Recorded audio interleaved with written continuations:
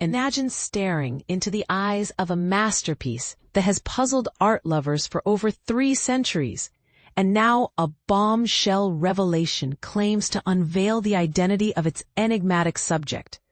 That's the thrilling update on Johannes Vermeer's Girl with a Pearl Earring, a painting that's become an icon of mystery and beauty. After 360 years of speculation, art historian Andrew Graham-Dixon has purportedly cracked this enduring enigma in a recent article from the Times of London, teasing details from his upcoming book, Vermeer, A Life Lost and Found. The focus? The young woman with that striking turban and the famous oversized pearl earring.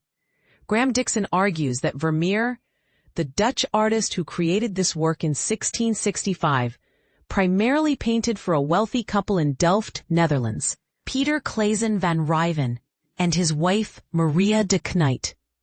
These patrons belonged to the Remonstrants, a progressive Christian group from the 17th century that emphasized personal faith and interpretations of Scripture, much like a branch of early Protestants seeking religious freedom. But here's where it gets controversial, and this is the part most people miss. Graham-Dixon suggests the girl in the painting is most likely Magdalena, the couple's 10-year-old daughter at the time.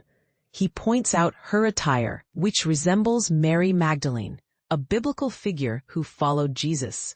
The Remonstrants admired Mary Magdalene and modeled their lives after her and other followers of Christ, so dressing like her could symbolize devotion.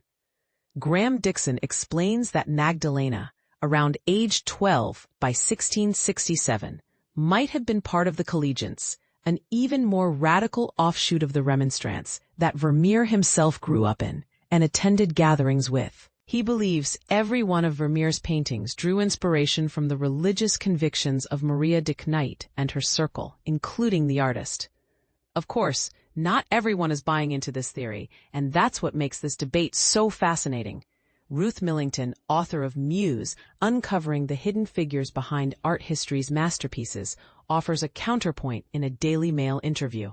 She argues that the painting might not be a straightforward portrait at all. Instead, she describes it as a tronie, a term from Dutch art history that refers to an imaginary or idealized figure, like a head study, not based on a real person, but created to showcase emotions, lighting, or clothing.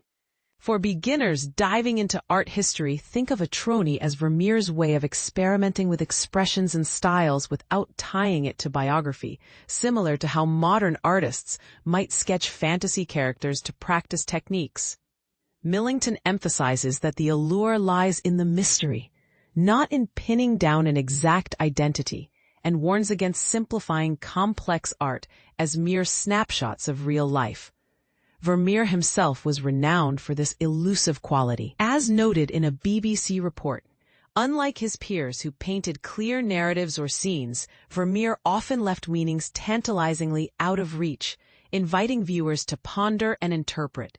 Even Tracy Chevalier, who penned the best-selling novel Girl with a Pearl Earring, which inspired the 2003 film starring Scarlett Johansson, champions the painting's unresolved charm. The image works because it's unresolved, she says, describing the girl's serene gaze as something that keeps you guessing about her thoughts or feelings. If everything were explained, you just move on to the next artwork. Where's the fun in that? So what do you think? Is Graham-Dixon's claim a brilliant breakthrough that enriches our understanding of Vermeer? Or does it risk stripping away the magic of the unknown? Do you agree that art like this thrives on mystery, or should we always seek historical truths to appreciate it more? Share your thoughts in the comments. I'm curious to hear if this revelation changes how you see the painting.